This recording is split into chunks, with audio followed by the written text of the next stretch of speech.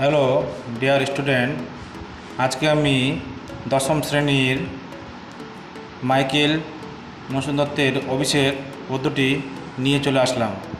তোমরা যারা এই কবিতাটি বুঝতে পারছো না তারা এই ভিডিওটি ভালো করে দেখবে, স্কিপ করবে না।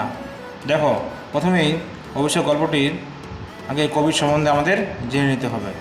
কবি মাইকেল মধুসূদন জন্ম 1824 খ্রিস্টাব্দে 25শে জানুয়ারি। বর্তমান বাংলাদেশের যশোর জেলার অন্তর্গত সাগরদাড়ি গ্রামে মধুসূদন দত্ত জন্মগ্রহণ করেন। তার বাবা রাজনারায়ণ দত্ত, মা জাহ্নবী দেবী। 1833 খ্রিস্টাব্দে মধুসূদন কলকাতার হিন্দু কলেজের জুনিয়র স্কুলে বিভাগে ভর্তি হন। পরের বছর ওই স্কুলের বার্ষিক পুরস্কার বিতরণী সভায় শেক্সপিয়রের কবিতা থেকে আবৃত্তির জন্য তিনি পুরস্কার পান। 1841 খ্রিস্টাব্দে তিনি জুনিয়র বৃত্তি নিয়ে হিন্দু কলেজের সিনিয়র বিভাগে ভর্তি হন এবং 1842 খ্রিস্টাব্দে স্ত্রী শিক্ষা সম্বন্ধে ইংরেজিতে প্রবন্ধ লিখে স্বর্ণপদক লাভ করেন। পরিবারের প্রবল বিরোধিতা সত্ত্বেও 1843 খ্রিস্টাব্দে 9 ফেব্রুয়ারি মধুসূদন কলকাতার ওল্ড মিশন গির্জায় খ্রিস্ট ধর্ম গ্রহণ করেন। 1844 নভেম্বরে তিনি বিশপস কলেজে গ্রিক, লাতিন ও সংস্কৃত ভাষায় শিক্ষা গ্রহণের জন্য ভর্তি হন এবং তিনি কর্মজীবন ও সাহিত্য জীবনে 1848 খ্রিস্টাব্দে মধুসূদন চলে যান মাদ্রাজে এবং ব্ল্যাক টাউনের অ্যাসাইলাম স্কুলে ইংরেজি শিক্ষারূপে যোগ দেন। বিয়ে করেন মেরি রেবেকাকে ম্যাকটাফেসকে। এটা হলো কবির পরিচিতি, সংক্ষেপে বলে দিলাম। এবার তোমরা জেনে রাখো, এই অভিষেক পদ্যটি উৎস হচ্ছে মাইকেল মধুসূদন দত্তের মেঘনাদের পদ কাব্যের প্রথম স্বর্গ অভিষেক থেকে নেওয়া হয়েছে। এখন আমরা কবিতা লাইনে চলে যাব। দেখো প্রথমে কি আছে। কনক আসন তেজি। এখানে কনক বলতে কি বোঝানো হয়েছে? এখানে কনক শব্দ অর্থ হচ্ছে সোনা। আসন, আসন মানে সিংহাসন, তেজি মানে ত্যাগ করে। তাহলে কনক আসন তেজি বীরেন্দ্র কেশরী ইন্দ্রজিৎ। কে? বীরেন্দ্র কেশরী ইন্দ্রজিৎ কী করলো? সোনার আসন ছেড়ে উঠে দাঁড়ালো। প্রণমিয়া ধাত্রীর চরণে, মানে প্রণাম করলো। কি? কার চরণে? মায়ের চরণে। ধাত্রী মানে বঙ্গভূমি, তাই তো। কহিলা মানে বলল। কি হেতু? হেতু বলতে কি বোঝায় এখানে? হেতু বলতে বোঝায় কারণ। মাতো, মাতো বলতে মা, তাই তো। গতি তব আজি এ ভবনে, মানে কি কারণে মা তুমি আজকে এই ভবনে এসেছ। কহত আসে লঙ্কার কুশল, বলতে তুমি আমাকে বলো লঙ্কায় কি হয়েছে, লঙ্কার খবর তুমি আমাকে বলো। শিরোচম্বী ছদ্মবেশী অম্বরে সুধা। শিরোচম্বী বলতে বোঝানো হয়েছে এখানে শির বলতে বোঝায় কি? মাথা, কিন্তু এখানে শির বলতে বোঝানো হয়েছে কি? কপাল। চুম্বী মানে চুম্বন করে। ছদ্মবেশী অম্বরে সুধা, অম্বরে সুধা বলতে বোঝানো হয়েছে এখানে সমুদ্রের কন্যাকে দেবী লক্ষ্মীকে বলা হয়েছে। কে? দেবী লক্ষ্মী। কার কন্যা? সমুদ্রের কন্যা দেবী লক্ষ্মী। উত্তর দিল হাই পুত্র, হাই পুত্র কি আর কহিব। কি বলছে? হাই পুত্র কি আর কহিব লঙ্কার দশা, মানে তোমাকে আমি কি আর বলবো যে লঙ্কার কি দশা হয়েছে। ঘোরতর রণে বলছে ভয়ঙ্কর যুদ্ধে, রণে ভয়ঙ্কর যুদ্ধে। হত বলতে মারা গিয়েছে। প্রিয় ভাই তব বীরবাহু বলি, তাহলে তার প্রিয় ভাই নাম কি হচ্ছে? বীরবাহু। তার বীরবাহু মারা গিয়েছে। তার শোকে মহাশোকী রাক্ষস দ্বিপতি। কি হচ্ছে? তার শোকে কে? মহাশোকী রাক্ষস দ্বিপতি, মানে লঙ্কার রাজা রাবণের সমস্ত সৈন্যদল এবং রাজ্য কি হচ্ছে? সবাই শোক করছে। সসৈন্য সাজেন আজে যোচিতে আপনি। সসৈন্য সাজেন আজে যোচিতে আপনি। যোচিতে বলতে কী বলেছে? যুদ্ধের জন্য। কে সাজেন? সসৈন্য, সমস্ত সৈন্য সাজছেন যুদ্ধের জন্য। জিজ্ঞাসিলা মহাবাবু বিস্ময় মানিয়া। এবার জিজ্ঞাসা করলো কি মহাবাবু, জিজ্ঞাসা করলো কি কইলা ভগবতী, তুমি কি বললা? ভগবতী কাকে বলা হয়েছে এখানে? দেবী লক্ষ্মীকে বলা হয়েছে। কে বধিল কবে পিয়ানুজে, মানে কে মারলো আমার প্রিয় ভাইকে? পিয়ানুজ বলতে বোঝানো হয়েছে এখানে প্রিয় ভাই। কে কবে মারলো আমার প্রিয় ভাইকে?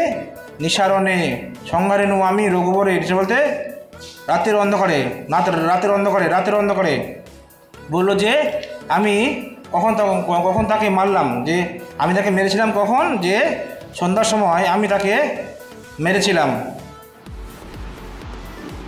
খণ্ড খণ্ড করিয়া কাটানো বরশি প্রচণ্ড স্বর বৈরিদল তবে। কী বলছে এখানে? খণ্ড খণ্ড করিয়া কাটলো, খণ্ড খণ্ড করে কাটলো কি বরশি, দাদা বরশি বলতে বরশি প্রচণ্ড স্বর বৈরিদল। এখানে স্বর বৈরিদল তো খণ্ড খণ্ড বর্ষি বলতে বর্ষণ করে, বর্ষি বলতে বোঝায় কি বর্ষণ করে স্বর বৈরী দল। এখানে স্বর বলতে কী বোঝানো হয়? তীর। বৈরী দলে বলছে শত্রু দল, বৈরী দল দিয়ে শত্রু দল, বলে খণ্ড খণ্ড করে কাটলো কাকে? তীর দিয়ে কাটলো শত্রু দলকে। তবে এ বার্তা এক অদ্ভুত বার্তা, তবে এ বার্তা এক অদ্ভুত বার্তা। জননী কোথায় পাইলে তুমি, মানে জননী মা তুমি এই খবর কোথায় পাইলে? শীঘ্র কহ দাসে, শীঘ্র কহ দাসে, দাসে বলতে বোঝায় সে নিজেকেই বলছে যে তুমি বলো তাড়াতাড়ি আমাকে, তুমি এই খবর কোথায় পাইলে? রত্নাকর রত্নতমা, রত্নাকর রত্নতমা বলতে রত্নের মতো যে সুন্দর, তাই তো, বা সমুদ্রের শ্রেষ্ঠ রত্ন। কে? দেবী লক্ষ্মী। ইন্দ্রা সুন্দরী উত্তরিলা, উত্তর দিল কে? দেবী লক্ষ্মী। হাই পুত্র মায়াবী মানব সীতাপতি, মানে হাই পুত্র মায়াবীকে। সীতাপতি বলতে সীতার পতি, সীতার স্বামী কে? রাম। রাম হচ্ছে একজন মায়াবী মানব। তবে স্বরে মরিয়ে বাঁচিল, তবে স্বরে বলতে সে আবার মরে কেমন করে বেঁচে উঠলো, তাই তো। তবে স্বরে মরিয়া বাঁচিল, সে আবার মরে গিয়ে বেঁচে উঠেছে, সে একজন মায়াবী, তাই তো। যদি যাও তুমি তরা করি, যাও তুমি তাড়াতাড়ি করে, রক্ষকুল মান, তুমি তাড়াতাড়ি যাও এবং তুমি রক্ষা করো কি? রক্ষকুলমান, তুমি রক্ষা করো। এ কাল সমরে রক্ষচূড়ামণি, রক্ষচূড়ামণি বলতে বোঝানো এখানে বোঝানো হয়েছে কি? যে তুমি রক্ষা করো রাক্ষস বংশের শ্রেষ্ঠ, তুমি কী করো? তুমি রাক্ষস বংশের শ্রেষ্ঠ পুরুষ চূড়ামণি, তো রক্ষচূড়ামণি। ছিরিলা কুসুম দাম, হচ্ছে কুসুম দাম বলতে বোঝানো হচ্ছে কি? ফুলের মালা। রোষে, রোষে বলতে বোঝানো হচ্ছে এখানে ক্ষোভে বা ক্রোধ রেগে। মহাবলী মেঘনাথ, কে? মেঘনাথ। তাহলে মেঘনাথ কী করলো? তার ফুলের মালা ছিঁড়ে ফেলে দিল। ফেলাইলা কনক বলয়, এখানে কনক বলয় বলতে বোঝানো হয়েছে যে হাতের যে বালা, তাই তো, তাকে বলা হয় কনক বলয়। দূরে, যে ফেলাইলা কনক বলয় দূরে, মানে হাতের বালা সে কী করলো? দূরে ফেলে দিল। পদতলে মানে হচ্ছে পায়ের নিচে, পড়ি শোভিল কুণ্ডল, বলছে পায়ের তলে পড়ে শোভিল কুণ্ডল বলতে কানের যে অলঙ্কার আগেকার দিনে পরা হতো তাকে বলা হয় কুণ্ডল। শোভিল মানে কি? শোভা পেল কি? কানের কুণ্ডল। যথা অশোকের ফুল, কী বলছে? যথা অশোকের ফুল অশোকের তলে। এখানে অশোকের ফুল বলতে বোঝানো হয়েছে কি? এক ধরনের ফুল যা পড়ে মাটিতে পড়ে কি হয়? আভা দেয়, মানে সুন্দর। কী বলছে? ধিক মোড়ে কহিলা গম্ভীরে, মানে ধিক্কা জানাচ্ছে। কহিলা গম্ভীরে কুমার, কুমার নিজেকে কী বলছে? ধিক্কা জানাচ্ছে। হা ধিক মোড়ে বৈরীদল বেড়ে স্বর্ণলঙ্কা, বলছে বৈরীদল বলতে শত্রু দল। তাহলে বৈরীদল বলতে বোঝায় কি? শত্রু দল কী করেছে? বেড়ে স্বর্ণলঙ্কা, মানে স্বর্ণলঙ্কা কি ঘিরে ফেলেছে। হেতা আমি বামাদল মাঝে, মানে আমি সে হেতা বলতে এখানে, বামাদল বলতে বোঝায় কি? নারীদের কি? নারীদের নৃত্য দল, তাই তো, যেখানে নারীরা কী করে? নৃত্য করে, সেখানে সে কী করছে? সেখানে সে নৃত্য দেখছে। আর এখন আমি এখানে আছি, আর এদিকে আমার স্বর্ণলঙ্কা ঘিরে ফেলেছে শত্রুদল। এই কি সাজে আমারে, এই কি সাজে আমারে? দশানন্তা আমি ইন্দ্রজিৎ, আমি কি? আমি দশানন্তা, তাই তো, মানে আমি দশানন রাবণের পুত্র, কে? আমি ইন্দ্রজিৎ। আনো রথ তরা করি, তরা করি বলতে বোঝায় কি? তুমি তাড়াতাড়ি রথ নিয়ে আসো। ঘুচাবো এই অপবাদ, ঘুচাবো বলতে বোঝায় কি? ঘুচাবো বলতে বোঝায়, ঘুচাবো বলতে কি বোঝায়? যে আমি বদনাম শেষ করে দেবো, তাই তো। ঘুচাবো এই অপবাদ। বধি রিপুকুল, রিপুকুল বলতে বধি মানে কি? বধ করে। রিপুকুল বলতে কি বোঝায়? শত্রুদল। রিপুকুল বলতে বোঝায় শত্রুদল। রিপুদল বলতে কি? শত্রুদল। তাই তো রিপুদল শত্রু কি বলছে যে আমি এই শত্রুদল আজকে শেষ করে দেবো। সাজিলা রথীন্দ্র সব বীর আবরণে হৈমবতী সুত। এখানে দেখো সুত বলতে কী বোঝায়? ছেলে, তাই তো। সুত বলতে বোঝায় ছেলে, আর সুতা বলতে বোঝায় কন্যা বা মেয়ে।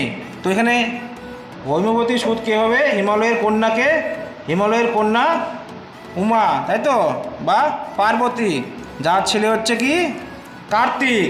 তাহলে হচ্ছে সুতকে কার্তিক। যথা নাসিতে তারকে মহাসুর।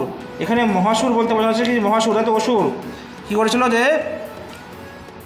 হিমালয় কন্যার পুত্র কার্তিক মহাসুরকে বধ করেছিল। কিংবা যথা বৃহন্নলা কিরীটি।